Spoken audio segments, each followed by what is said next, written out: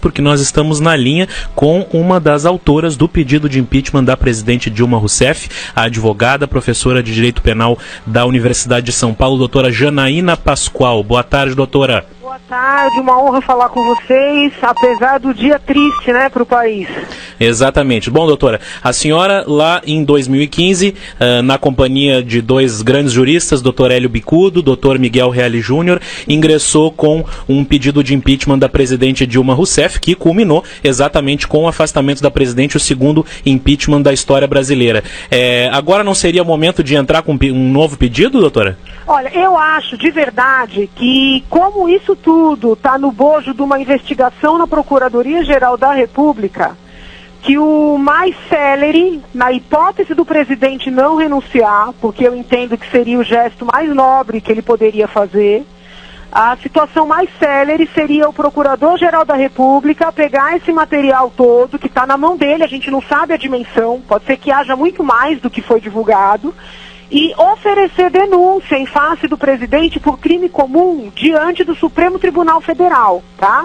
Porque a Constituição Federal, ela desenha dois cenários, da prática de crime de responsabilidade e da prática de crime comum. Se isso tudo que está sendo veiculado pela imprensa for corroborado pelo material que está na PGR, e eu infelizmente acredito que sim, porque senão alguma autoridade já teria desmentido, nós estamos, pelo menos em tese, diante de um crime de responsabilidade, tá? No mínimo quebra de decoro, que é caso de impeachment, e diante de um crime comum, no mínimo corrupção, tá? Porque eu acho que tem sinais de peculato, mas assim, pelo menos a corrupção está presente nesses diálogos que estão sendo aí divulgados na imprensa.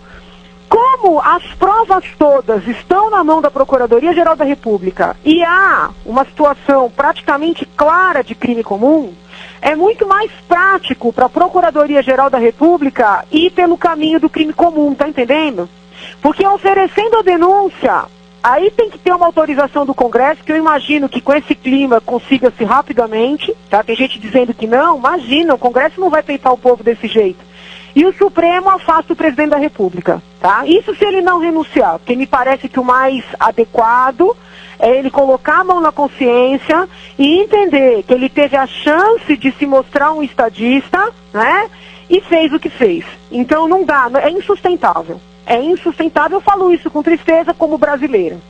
Pois é, doutora, a senhora, claro, a senhora é uma jurista, a senhora foi uma das que elaborou o pedido de impeachment da presidente Dilma Rousseff, mas a senhora várias vezes, inclusive quando o julgamento da presidente Dilma estava em vias de ser concluído, a senhora se colocava também como uma cidadã que estava querendo mudanças no Brasil. Como é que a senhora se sente nesse momento, doutora? Veja, é um choque, entendeu? Porque você para pensar, né?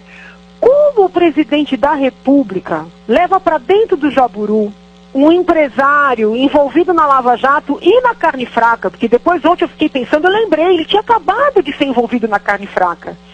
Ele leva o homem para dentro do Jaburu para ter uma conversa dessa natureza, né?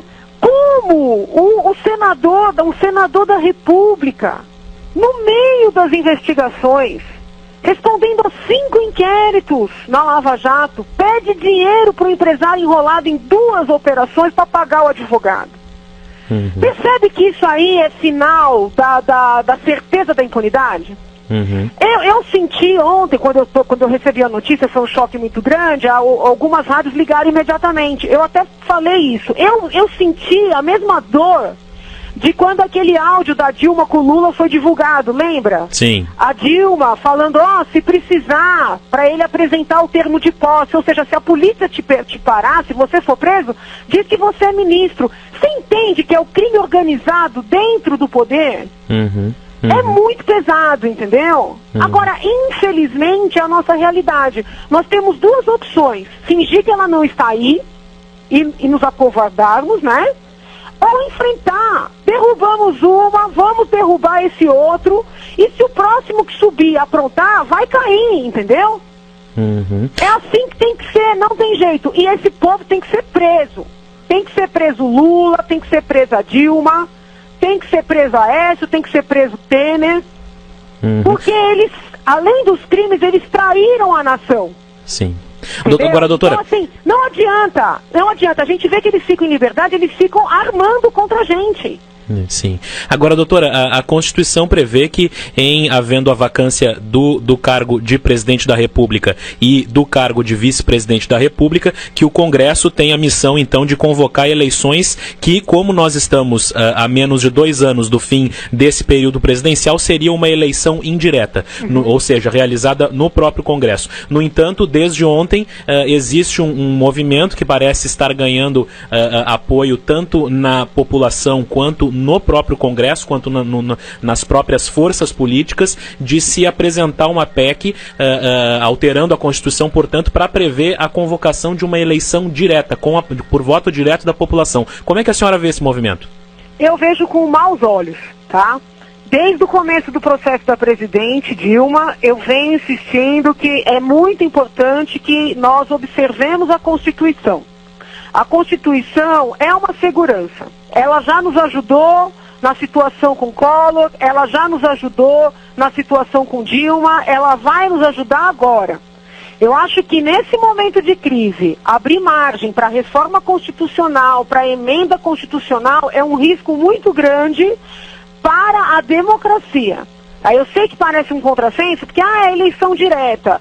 Desculpa. O que está escrito na Constituição? Vamos seguir a Constituição com muita visibilidade, muita transparência da imprensa, né, os órgãos competentes acompanhando.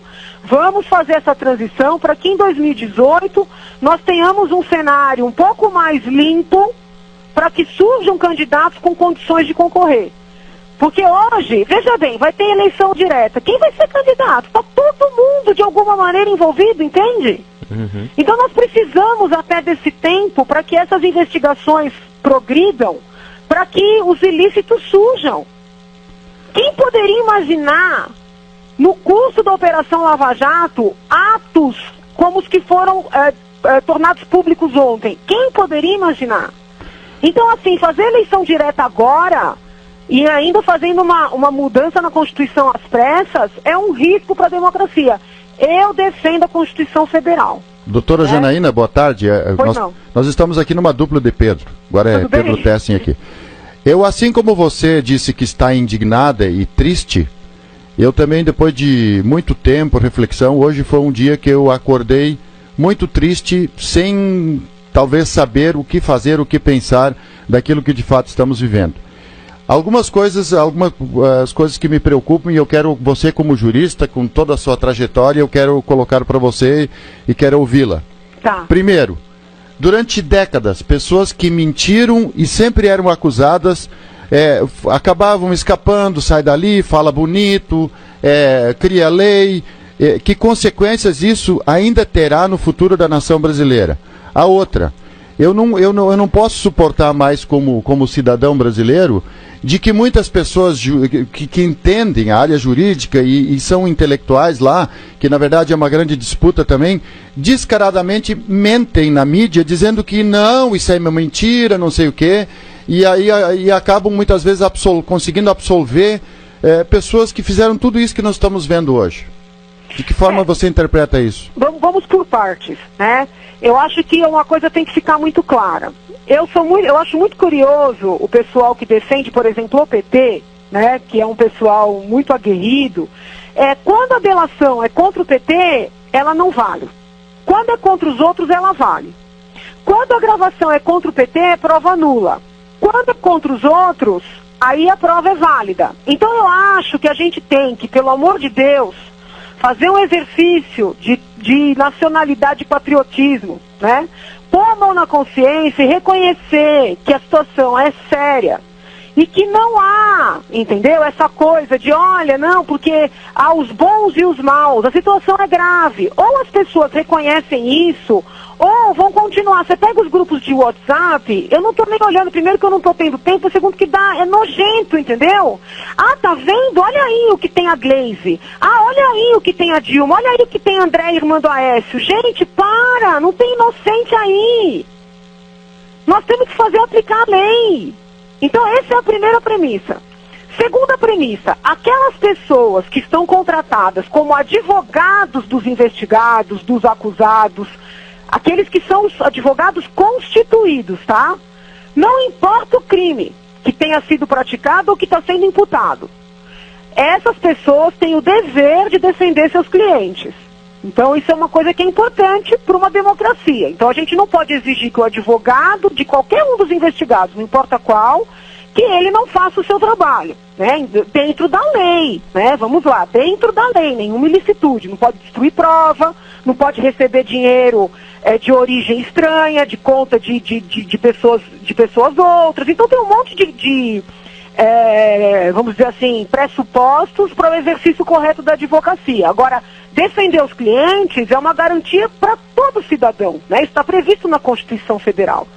Uma outra coisa são os discursos que eles vêm me irritando já há um bom tempo, abraçados por intelectuais, abraçados por acadêmicos, entendeu? Dentro das faculdades, que a maioria é petista, a maioria é esquerdista, e como agora o Estado, né, o aparato repressivo chegou nos amigos, aí o discurso mudou, entendeu? Então agora ninguém quer mais prisão, a prisão é um caminho desnecessário, basta devolver o dinheiro. Os discursos mais recentes do ministro Gilmar Mendes, corroborado pelo ministro Toffoli, pelo ministro Lewandowski, de que Eike Batista não gera risco para a sociedade, foi o Eike, foi o Dirceu e teve mais um que era operador, agora não estou me lembrando o nome. Então assim, com isso, eu não estou dizendo que as pessoas tenham que ser presas sem elementos, de que as pessoas não têm que ter defesa. Eu quero deixar isso muito claro, sabe? Que senão parece que a gente é um punitivista, né? Não tem alicerce na lei. Só que esses discursos muito bonitos, né, para televisão, eles estão desconectados da nossa realidade. Infelizmente, nós estamos falando de crime organizado, né? De crime pesado. Nós estamos falando de uma mulher que foi presidente da República e que, junto com o seu ministro da Justiça, monitorava a PF para avisar o casal que estava para ser preso. Nós estamos falando do atual presidente da República que recebeu um empresário dentro do palácio e passou para ele movimentações que ocorreriam no mercado financeiro antecipadamente, sem insider trade, isso é crime. Então, assim, ou as pessoas param com essa ladainha, que eu acho que é o que está incomodando o senhor e a mim também, ou o país vai pro buraco. É uma chance que nós estamos tendo. Não é estabelecer estado policialesco, não é admitir prova ilícita, não é admitir arbítrio, é o império da lei. Porque essas pessoas acostumaram que a lei não era para elas. Vejam que nós passamos hoje, um procurador da República, eu não me lembro agora o nome dele, ele foi no Congresso fazer um discurso para aprovar as 10 medidas contra a corrupção. Ele está preso, foi preso hoje. Ele estava infiltrado dentro da Lava Jato, passando informação para a JBS. Tem dimensão do que é isso? Quer dizer, a República da Cobra, como a senhora citou uma ocasião, ainda não acabou, doutora? Não acabou, não acabou. E se a gente não tiver alerta, e se a gente não tiver em cima, fiscalizando tudo, ela vai perseverar. Perfeito. Entendeu? Doutora Janaína Pascoal, professora de Direito da Universidade de São Paulo, uma das autoras do pedido de impeachment da presidente Dilma Rousseff, gentilmente conversou conosco. Doutora, muito obrigado pela atenção. Eu que agradeço. Fiquem com Deus.